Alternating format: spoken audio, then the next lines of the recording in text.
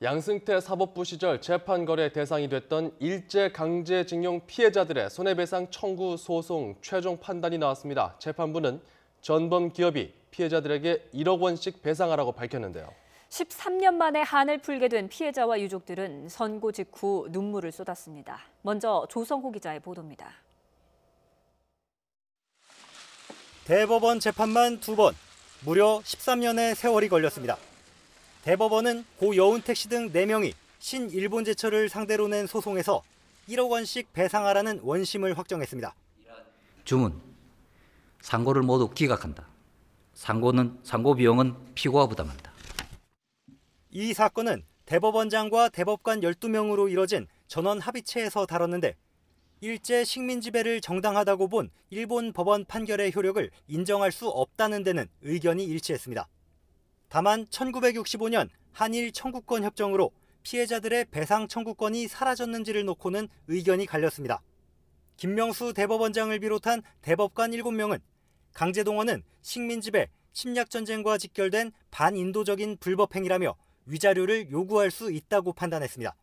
김소영 대법관 등 4명은 손해배상을 청구할 수 있다는 취지의 별개의 의견을 냈습니다.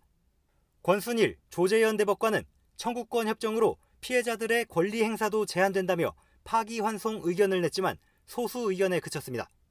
여 씨 등은 지난 1997년 일본 법원에 먼저 소송을 냈지만 패소하자 지난 2005년 우리 법원에 소송을 냈습니다. 대법원은 지난 2012년 일본 기업의 책임을 물을 수 없다는 1, 2심을 뒤집는 취지의 판결을 했고 파기환송심 재판부는 강제징용은 식민지배와 직결된 반인도적 행위라며 피해자들의 손을 들어줬습니다. 대법원은 5년 동안 시간을 끌어오다 지난 7월에야 사건을 전원 합의체에서 다루기로 했습니다. 이러는 동안 여운택, 신천수, 김규수 씨는 법원의 최종 결론을 보지도 못한 채 차례로 세상을 떠났습니다. 유일하게 살아남아 뒤늦게 한을 풀게 된 이춘식 씨는 하염없이 눈물을 쏟았습니다. 오늘 나 혼자 나와서 이렇게 내가 마음이 슬프고 눈물이 많이 나오고 멍때리고 울고 싶고 마음이 아프고 서운하다고. 이번 대법원 판결로 일제강점기 강제로 끌려가 노예처럼 일한 피해자들이 뒤늦게나마 우리 법원을 통해서라도 전범 기업으로부터 배상받을 수 있다는 희망을 얻게 됐습니다.